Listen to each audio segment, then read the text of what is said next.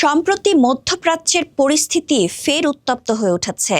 এরই মধ্যে কাতারে ঘটে যাওয়া একটি হামলার দৃশ্য ঘর থেকে প্রত্যক্ষ করেছেন প্রবাসী বাংলাদেশিরা। তাদের বর্ণনা এবং প্রতিক্রিয়ায় বিষয়টি উঠে এসেছে এক ভয়াবহ অভিজ্ঞতা হিসেবে। জানা গেছে, কাতারের একটি গুরুত্বপূর্ণ সামরিক কিংবা কূটনৈতিক স্থাপনাকে লক্ষ্য করে দূরপাল্লার মিসাইল হামলা চালানো হয়। যদিও কাতার সরকারের পক্ষ থেকে আনুষ্ঠানিকভাবে হামলার বিষয়টি নিশ্চিত করা হয়নি, তবে বিভিন্ন আন্তর্জাতিক গণমাধ্যমে ঘটনাটি নিয়ে প্রতিবেদন প্রকাশিত হয়েছে।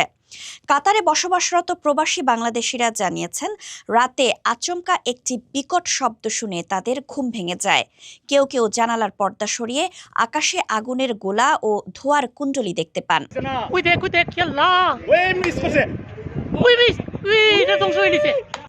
দোহায় বসবাসরত এক বাংলাদেশি শ্রমিক বলেন, আমরা প্রথমে ভেবেছিলাম কোনো গ্যাস লিক বা কারখানার বিস্ফোরণ, পরে বুঝলাম এটা কোনো মিসাইল হামলার মতো কিছু।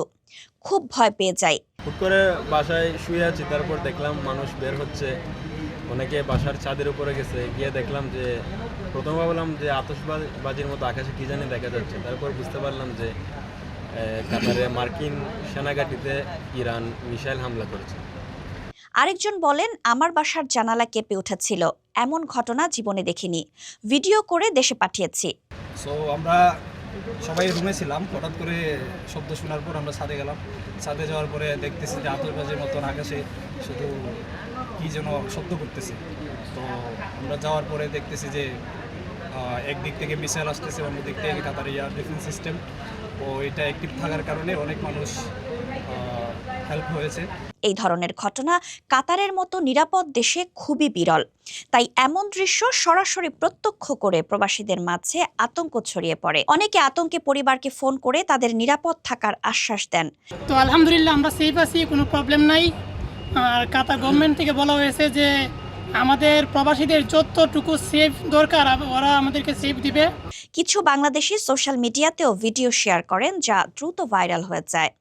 হামলার পরপরই কাতারের নিরাপত্তা বাহিনী সক্রিয় হয়ে ওঠে। শহরের আকাশে যুদ্ধ বিমানের টহল দেখা যায়। এদিকে কাতার সরকার এখন পর্যন্ত এ বিষয়ে বিস্তারিত কিছু না জানালেও জনসাধারণকে শান্ত থাকার আহ্বান জানিয়েছে। প্রবাসী বাংলাদেশিদের জন্য এই অভিজ্ঞতা ছিল ভয়াবহ ও অপ্রত্যাশিত। যদিও তাদের কারো শারীরিক ক্ষতির খবর পাওয়া যায়নি, তবে মানসিক দিক থেকে অনেকেই ক্ষতিগ্রস্ত। তারা এখন নিরাপত্তার আশায় কাতার সরকারের পদক্ষেপের দিকে তাকিয়ে রয়েছেন।